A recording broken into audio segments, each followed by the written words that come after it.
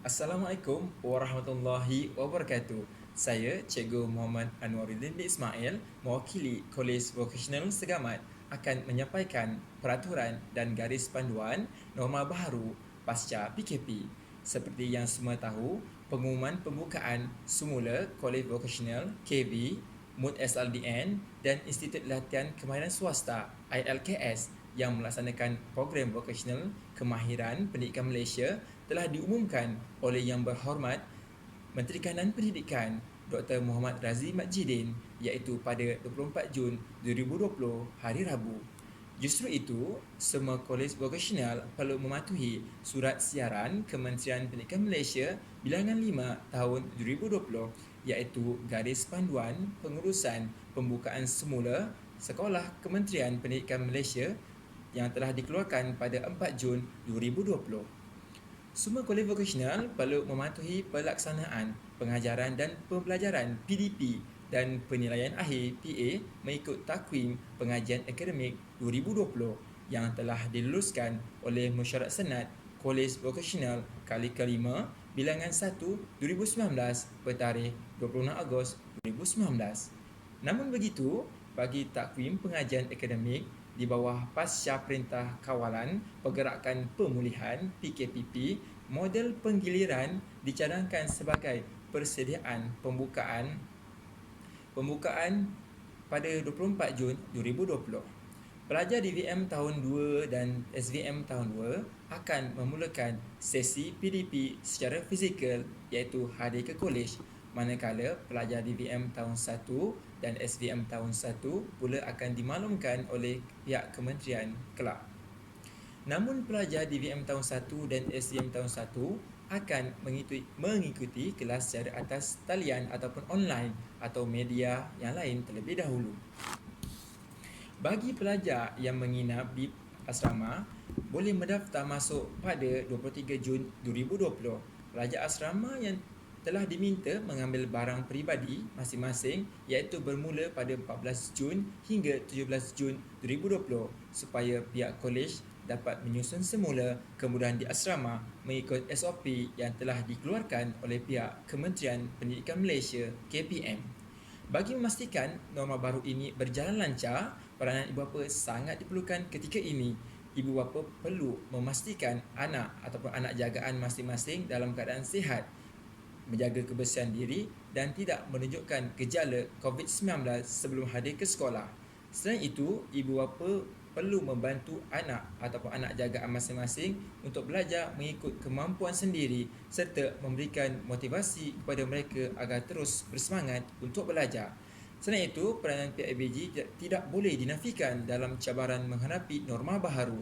Ibu bapa melalui pihak ABG boleh membantu pihak kolej meningkatkan kesedaran dan kefahaman pelajar berkaitan penularan wabak COVID-19, membuat pelabelan penjarakan sosial serta menyediakan hand sanitizer dan alat pengesan suhu badan infrared mengikut keperluan dan kemampuan masing-masing.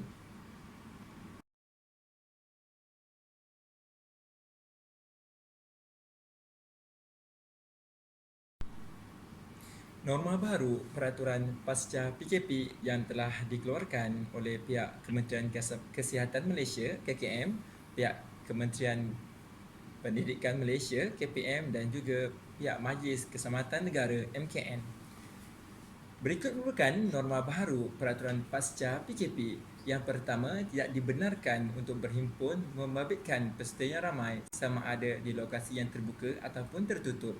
Yang kedua, perlulah mengamalkan penjarakan selamat di semua tempat, terutamanya di bilik kuliah ataupun di luar bilik kuliah.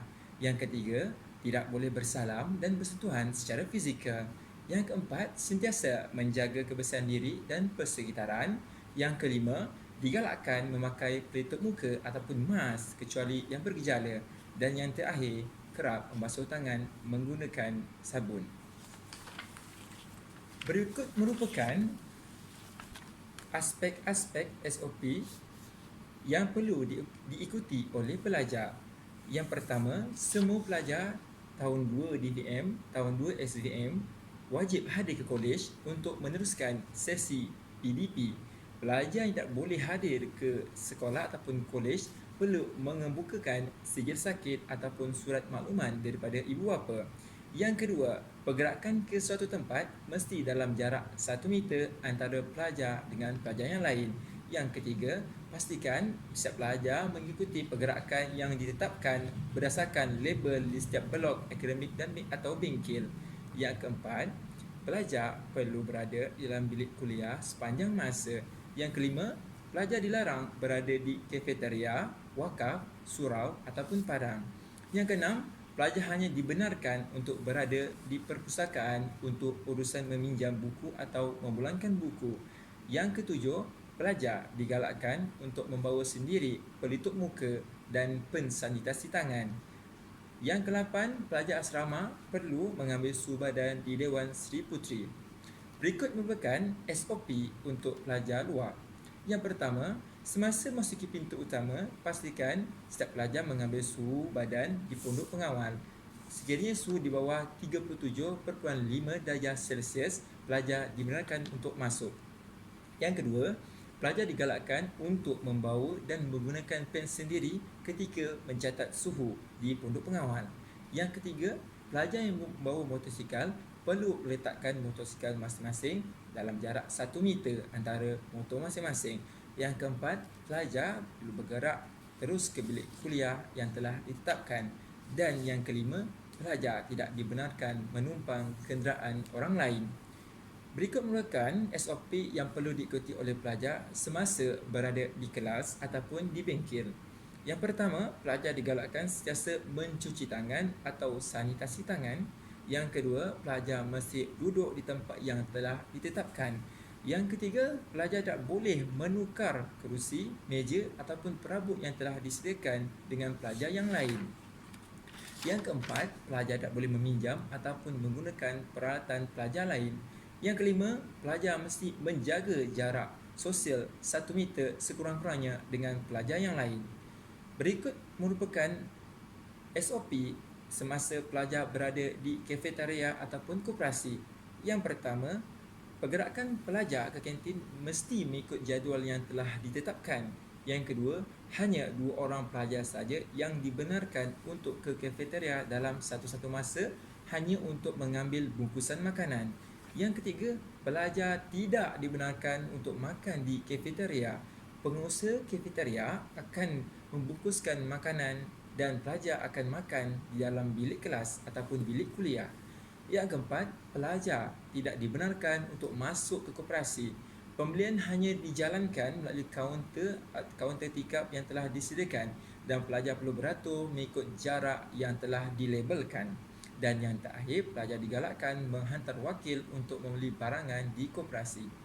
Berikut merupakan SOP ketika pelajar menggunakan tandas. Yang pertama, pergerakan pelajar ke tandas semasa PDP mesti mendapatkan kebenaran pensyarah. Hanya seorang pelajar sahaja dibenarkan keluar dalam satu-satu masa. Yang kedua, pelajar mesti menggunakan tandas secara berhemah. Yang ketiga, pelajar mesti menjaga jarak sosial iaitu sekurang-kurangnya 1 meter. Yang keempat, pelajar mesti mencuci tangan dengan betul menggunakan sabun yang telah disediakan apabila telah selesai menggunakan tandas. Dan yang terakhir, pelajar dilarang sama sekali untuk meludah merata-rata. Okey, sekian. Terima kasih.